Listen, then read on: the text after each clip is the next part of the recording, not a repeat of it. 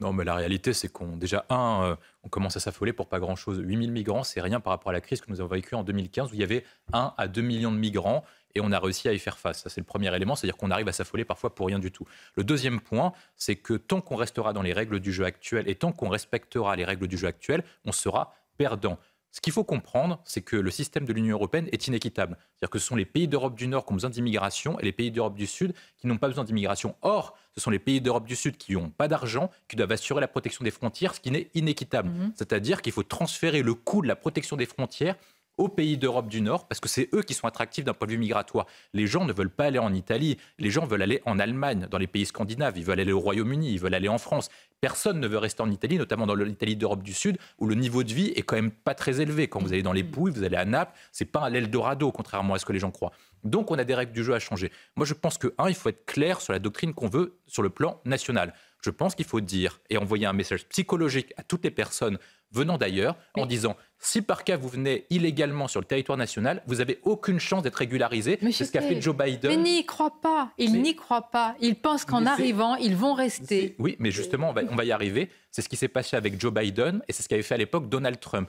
Et quand ils ont fait ce type de discours, les demandes de visa sur le territoire américain ont baissé de 37 à 65%. Donc psychologiquement, ça fonctionne. L'autre point, c'est d'assurer la protection des frontières. Extérieure. Extérieur. Enjeu majeur. Moi, je pense que la Portugal, l'Italie, l'Espagne et la France et la Grèce n'ont pas les moyens d'assurer la protection des frontières extérieures. Ce qu'il faut, c'est faire du chantage à l'Allemagne et aux institutions européennes pour qu'ils assurent la protection des frontières extérieures en mettant un point qui est très simple, c'est-à-dire qu'on change les méthodes du jeu, on met en place des bus. Moi, je pense qu'il faut mettre en place des bus et amener les migrants de Lampedusa en Allemagne. Voilà. Et c'est comme ça. Et vous allez voir, en 6 mois, ils vont accepter de négocier avec nous. L'Allemagne va accepter. Vous lui mettez quoi sur la table? Mais non, mais moi, je prends une proposition qui a déjà été faite. Ce sont les États américains du Texas qui l'ont mis en place pour les maires de New York et pour Washington. Et en moins de 3 mois... C'est pas la même chose l'Europe et les États-Unis. Si, ça marche. Non, pas du tout. Les États ne sont pas aussi chapeautés par l'État fédéral que nous sommes chapeautés par l'Union européenne. Et en cette matière-là... On peut essayer ou pas? Parce que si on se dit à chaque fois qu'on n'y arrive pas... On peut absolument pas essayer. Ursula von der Leyen décide de tout. Elle a une politique migratoire extrêmement permissive et Frontex a été fabriqué et designé l'Union européenne. Frontex a été fabriqué... Vous voulez là vous parler en stéréo? L'un ou l'autre? Un premier élément.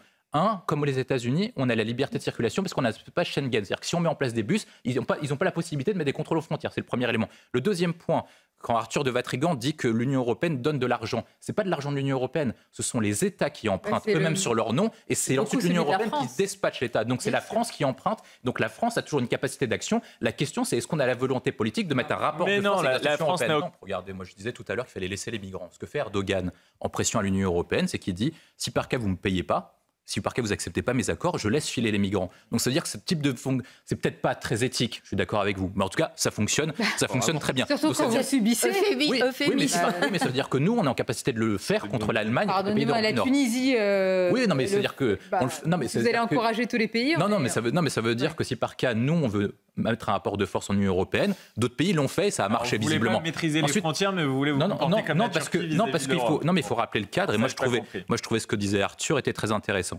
Premier point, on sait maintenant qu'en fait, la protection des frontières, même quand vous sortez de l'Union européenne, est impossible. Le Royaume-Uni a atteint un niveau record de migrants à 600 000, malgré le fait qu'ils aient quitté l'Union européenne. Donc ce n'est pas l'Union européenne qui est le problème. Le problème, c'est la maîtrise du territoire. Or, moi, je pense que la seule idée pour pouvoir contrôler la Méditerranée... Plus le territoire est grand, plus la maîtrise est difficile. Laissez-moi finir, vous allez comprendre, ça va être très simple. Le seul moyen de pouvoir stopper les flux migratoires en Méditerranée, c'est d'assurer un espace sûr. Or, pour assurer un espace sûr, il faut, entre guillemets, militariser la Méditerranée pour faire en place un blocus maritime. Mais pour mettre en place un blocus maritime... Messieurs, le blocus naval, il a été demandé par Giorgia Meloni déjà quand elle arrive au pouvoir. Ce n'est pas possible. Non, mais le blocus maritime, le seul moyen de le faire, c'est parce que comme vous avez une souveraineté des eaux territoriales, il faut faire en sorte que le Portugal, l'Italie, la France, l'Espagne et ensuite la Grèce se mettent d'accord. Or, tant qu'on n'a pas d'accord européen, c'est impossible. Et c'est ça le problème. Plus avantages vers une bagarre. Oui, on voit bien que la tactique de défense des accusés, c'est de dire qu'il y a des circonstances atténuantes qui expliquent la motivation de leurs gestes et pourquoi est-ce qu'on y sont arrivés là. Et ce n'est pas uniquement, comme ce serait affirmé, ce serait présupposé, un déchaînement de violence. Or, moi, ce que je crois, visiblement, ce qu'on voit aussi, c'est qu'ils étaient quand même 2 contre 1. Donc, malgré tout, il y a quand même des effets qui sont quand même particulièrement marquants. Ce qu'on peut noter aussi globalement, c'est qu'on est dans une société qui est ultra-violente et qui est de plus en plus avec des actes de plus en plus barbares. Parce que si par cas avion, lorsque vous aviez des différends, vous avez des altercations verbales, là tout de suite, vous voyez que ça part tout de suite en coup de poing, voire même parfois dans certaines situations avec des armes blanches. Donc vous voyez quand même qu'il y a une radicalisation de la violence, avec ce que moi j'appelle un phénomène qui est marquant. C'est-à-dire que vous avez de plus en plus dans la société des sangs chauds avec des cerfs-volants qui réfléchissent pas assez avant d'agir, qui agissent davantage avec les émotions plutôt qu'avec une certaine réflexion, et auquel vous avez vu dans votre reportage, ils ont quand même parlé de regrets en se disant si par cas on avait su ça, eh ben on n'aurait pas fait ça. Mais évidemment, c'est toujours plus simple de regretter, c'est toujours bien de regretter, mais malgré tout, il faut quand même réfléchir avant d'agir, et je pense qu'on est arrivé dans cette situation parce qu'on est une société avec une culture d'irresponsabilité. Les gens réagissent davantage par émotion parce qu'ils se disent il n'y aura pas de conséquences à mes actes. Les gens réfléchissent en se disant on agit comme ça et il n'y aura pas de conséquences à ce que je ferai. Oui. Et si vous restez dans cette situation-là et vous ne mettez pas de conséquences sur les actes qui ont été commis, et ben malheureusement, les gens vont se dire on peut continuer à réagir de façon émotionnelle. Ce qui m'effraie, que de parler de l'enfant qui est harcelé pour dire aux parents comportez-vous différemment. Mais là, c'est un véritable scandale. Gabriel Attal a raison de parler de honte. En fait, c'est une inversion des valeurs. C'est-à-dire qu'on menace l'élève qui est harcelé de dire tu es en tort parce que tu es harcelé, tu es en tort parce que tu serais faible, tu es en tort de te laisser faire par d'autres personnes et tu es en tort d'avoir surtout dévoilé ta situation à tes parents et d'avoir provoqué un scandale. C'est en pleine logique avec ce qui se passe malheureusement en France et dans notre pays.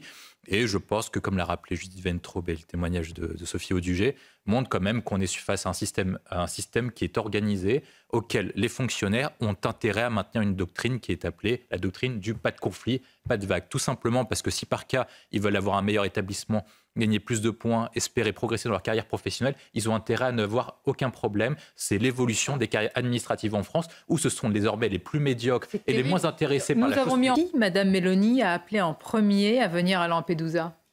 Van der Leyen. C'est Van der Leyen, parce que c'est la seule capable de pouvoir l'aider à court terme.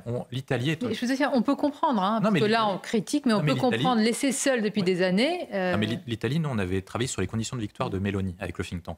Vous partez sur un pays qui, en 20 ans, est passé de 7% de part d'étrangers à 18 à 20% de part d'étrangers en moins de 20 ans. Et les personnes qui viennent en Italie viennent dans des personnes qui sont sinistrées, qui votent mouvement 5 étoiles dans les régions d'Épouille, de Naples, où la situation est déjà dramatique.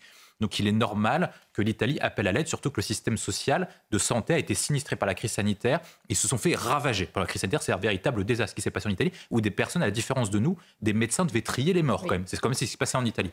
Donc certes, elle est en difficulté, on peut lui dire qu'elle n'a pas respecté toutes ses promesses, mais ils sont une situation qui est vraiment particulière. Il y a 2 questions qui sont posées à Van der Leyen. La première, c'est quelle stratégie politique migratoire on veut, et est-ce que en fait, c'est clair. Non mais elle vous dit relocalisation, chacun prend sa part. Moi, je pense qu'elle se trompe, parce qu'en fait, elle dit clairement venez chez nous, mais sans contrepartie et sans stratégie. C'est-à-dire que si les gens viennent chez nous, mais qu'ils nous apportent quelque chose, ce sont des médecins, ce sont des ingénieurs, etc., ça a du sens à les faire venir. Mais elle dit que tout le monde vienne, et ensuite, après, on relocalise. Mais c'est pas ça le sujet. Le sujet, c'est est-ce que ces personnes peuvent s'intégrer? Est-ce que ces personnes peuvent avoir une vie meilleure? Est-ce que ces personnes peuvent avoir un logement, peuvent avoir un travail? Et est-ce qu'on peut les faire repartir si par cas on veut les faire repartir? Et l'autre point ensuite, après, c'est comment on fait repartir les gens.